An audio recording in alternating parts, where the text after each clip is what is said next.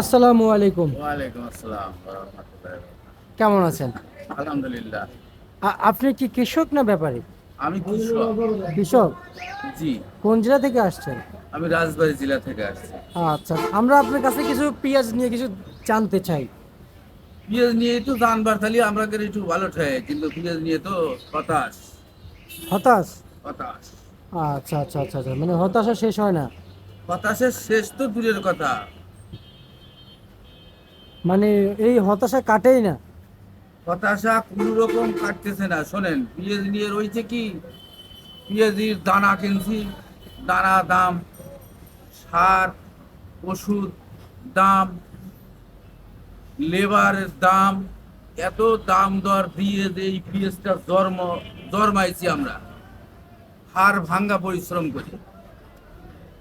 এরই পরে দিন যাইতেছে আর পিজির দাম কমতেছে, আর আমরা কৃষক যা অন্য অন্য পণ্য কিনবার যাই সেইটার দাম বাড়তি। একটা নেটের বস্তা মিলতেছে না, গাড়ি ভাড়া মিলতেছে না, তেল পাওয়া যাইতেছে না। এই কৃষিকাজটা করব কিভাবে? এই এই যে ব্যথা, এই যে মরণ ব্যথা,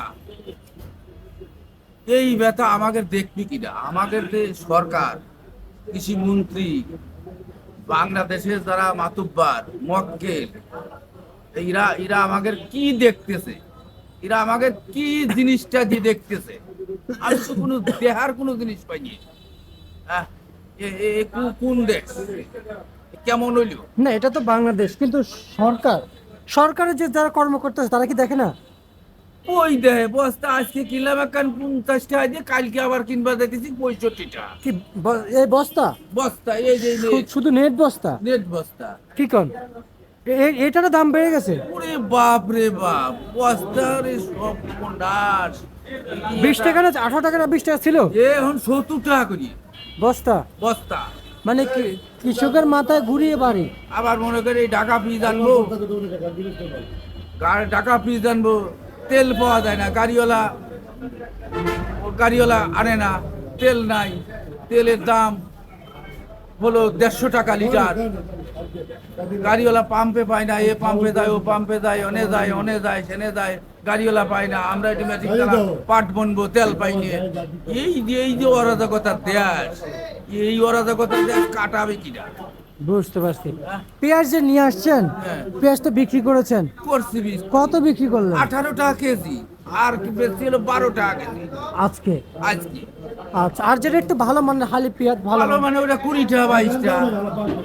আচ্ছা, বুঝতে পারছি। রসুন আনছে? রসুন রসুন আনি নেই যদিও, বাড়িতে আছে না? আছে? বাড়িতে আছে। আছে?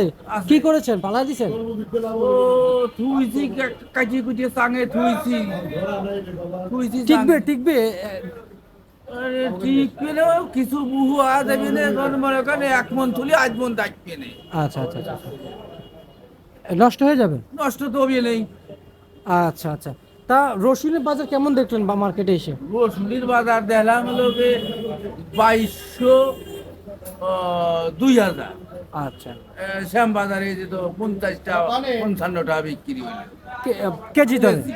কেজি? হ্যাঁ, হ্যাঁ, হ্যাঁ। আচ্ছা, কি নাম আপনার?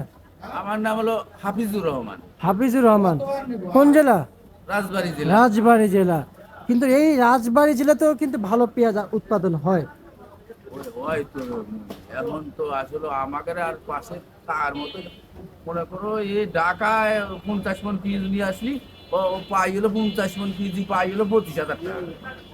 এই 25,000 টাকা 50 মন পিজি গাড়ি ভাড়া নেয় 5,000 টাকা, খাইলে 20,000 টাকা। নেট কিনলাম 2,000 টাকা, খাইলে 18,000 টাকা। ও ঢাকাতে বাড়ি যেতে গাড়ি ভাড়া দিয়ে বাড়ি যেতে দুই বেলা গাড়ি ভাড়ে 50 মন পিজিটা আসে। আচ্ছা। এটা আইডিয়া শান্তি নাই।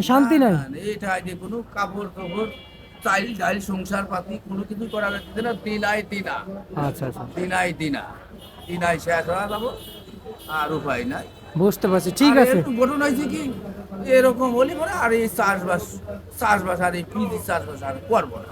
বুঝতে এক পারছি। কথা, সরকার যদি নজরদারি না দেয়, সরকার আবার চাষবাদ দেয়, সরকার বাইরেতে আমদানি করিয়ে আনিয়ে খাওয়া দেহ জনগণের কত দানে কত চাইল পড়ে।